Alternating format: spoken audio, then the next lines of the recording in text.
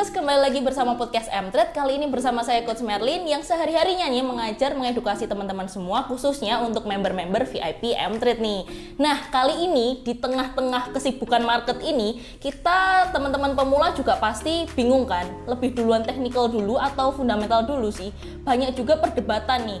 Nah, langsung aja kita bahas bersama masternya, yaitu Miss Ellen May. Halo Miss Ellen, apa kabar? Halo Coach Merlin, luar biasa semangatnya ya. Selalu semangat. Mau dapat bimbingan intensif belajar saham dan referensi? Bisa tanya jawab secara intensif? Yuk, daftar M-Trade sekarang di mtrade.id/whatsapp atau klik di bawah sini ya.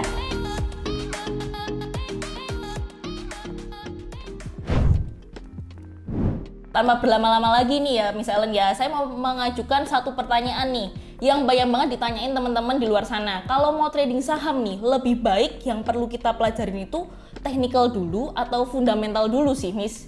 Kalau aku sih technical dulu, tapi sebenarnya sebelum technical itu ada satu hal yang lebih penting kita perlu pelajari, yaitu manajemen resiko. Cuman manajemen resiko kita bahas di podcast berikutnya aja kali ya. Oke, jadi kalau bicara tentang analisis technical dulu atau fundamental dulu, buat pemula lebih ke technical dulu. Kenapa? Karena technical itu lebih mudah dipahami, lebih praktikal, bisa dipakai buat banyak instrumen, saham bisa, kripto bisa, kemudian forex dan mata uang juga bisa gitu. Nah, yang menarik adalah di dalam analisis technical ini sudah mencerminkan segala sesuatu yang udah terjadi di market. Jadi berita, kemudian fear and greed, kemudian action dari market mover, misalkan big money mereka gimana, terus kemudian retail gimana, itu udah tercermin di dalam satu chart analisis teknikal itu ya. Jadi harga saham yang bergerak secara historikal itu mencerminkan psikologi market, mencerminkan supply and demand. Nah, dari situlah kita bisa mengukur, oh ini kalau demandnya gede, harga saham akan naik. Demandnya kecil, harga saham turun. Atau 50-50 berarti dia akan sideways. Nah, dari situlah kita bisa dapat direction kira-kira harga saham atau harga kripto ini mau kemana ya.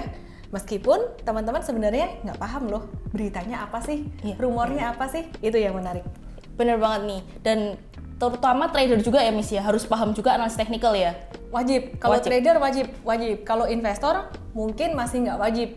Buat investor jangka panjang, analisis teknikal ini sifatnya nice to have. Artinya kalau buat investasi jangka panjang, misalkan pakai valuasi itu udah cukup, pakai fundamental udah cukup. Tapi kalau misalkan kita pakai analisis teknikal, kita bisa dapat trigger harga yang lebih bagus. Misalnya dia contoh nih ya, teman-teman melihat valuasi satu saham di tahun 2020-2021, ICBP itu udah discounted banget, dan Indofood ya udah discounted banget valuasinya dibandingkan dengan historicalnya.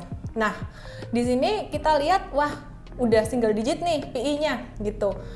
Terus beli nih, ternyata masih bisa turun lagi. Nah, kenapa? Secara teknikal ternyata masih downtrend. Nah, kita bisa meminimalisir kerugian itu dengan cara kita ngelihat tanda reversal dulu, pembalikan arah naik secara teknikal. Jadi secara valuasi dapat, valuasinya murah, terus kemudian secara teknikalnya juga membantu kita untuk mendapatkan harga yang lebih cun. Wah, mantap nih. Nah, kalau kita mau tahu harga yang pas tuh Miss, indikator apa sih untuk analisis teknikalnya yang cocok gitu? Seperti yang pernah aku bahas di seminar analisis teknikal di M-Trade ya, teman-teman yang udah member mungkin bisa cari aja di situ. Indikator tuh sebenarnya bukan satu hal utama gitu. Yang lebih utama adalah melihat tren harga saham, memahami higher high, higher low, pembentukan tren ya. Kemudian juga volume, membandingannya dengan volume. Tapi kalau ditanya satu indikator yang wajib banget dipakai oleh analisis teknikal adalah moving average. Nah, indikator yang lainnya sifatnya melengkapi aja.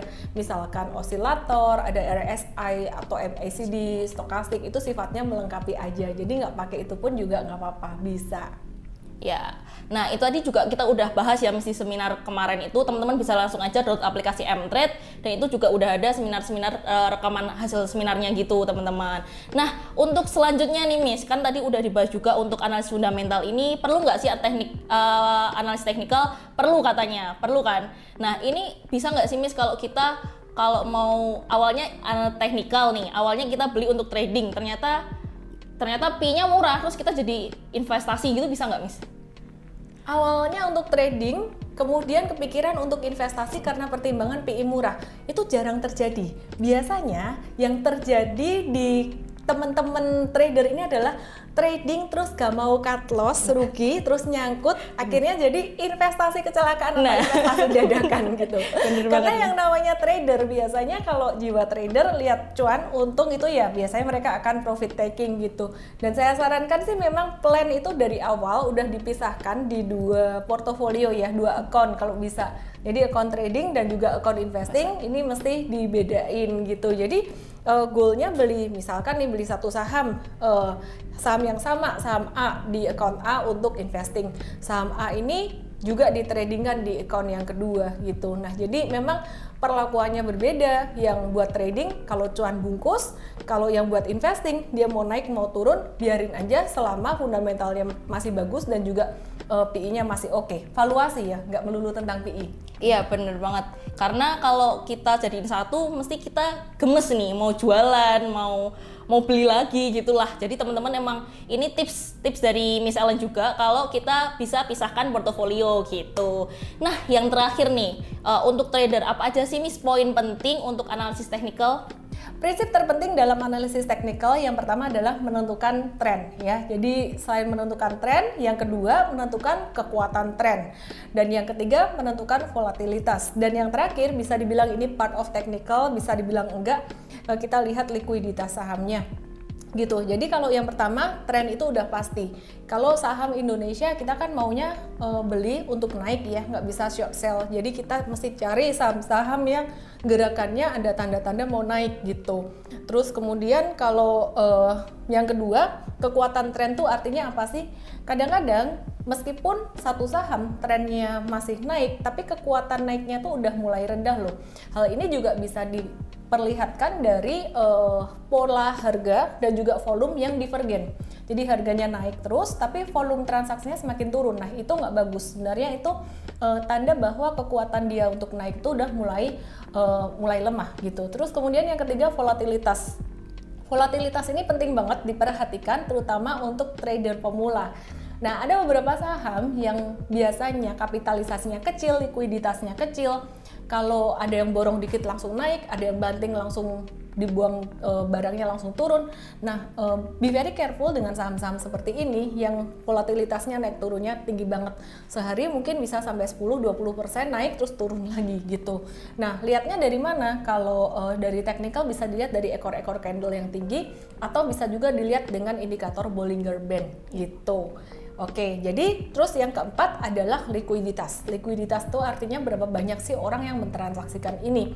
Kenapa penting? Karena sebagai trader kalau misalkan kita beli banyak dan ternyata kita mau jualan nggak ada yang beli, waduh itu cilaka 17. Iya, bener. Itu yang paling susah ya. Oke. Nah ini kalau tadi kan udah trader ya Miss ya, kalau kita mau jadi analisis, kita bisa analisis teknikal dan analisis fundamental biar jago lagi itu gimana Miss? Praktis. Jadi sebenarnya analisis teknikal itu ilmunya tuh sangat gampang banget. Semua ilmu tuh gampang banget dan mudah dipahami gitu loh. Cuman perlu praktek. Pada prakteknya ternyata di awal, saya kasih note di awal ya, nggak semudah itu. Karena kecampur banyak faktor, biasanya faktor psikologi, fear and greed, galau, ragu. Jadi saya bilang analisis teknikal ini cuman sepertiga bagian dari yang harus dikuasai oleh trader. Ini cuman Google Map aja. Ini mau kemana, lewat mana. Tapi kan ujung-ujungnya kita sendiri yang pegang kendali, pegang setirnya mau kemana.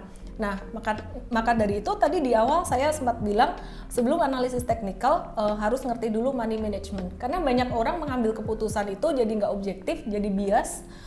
Karena salah membeli dalam nominal yang mungkin terlalu besar atau terlalu kecil gitu.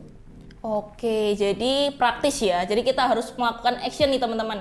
Nah kalau teman-teman yang pemula masih bingung nih, gimana sih cara actionnya dan masih kayak galau gitu, caranya gimana cara beli sahamnya. Ada juga Miss yang nggak bisa buka sekuritas. Gampang banget teman-teman, tinggal aja gabung di aplikasi Mtrade. Karena di aplikasi Mtrade itu memberikan layanan edukasi online sehingga teman-teman bisa akses dimanapun, kapanpun, dan ada analisanya juga.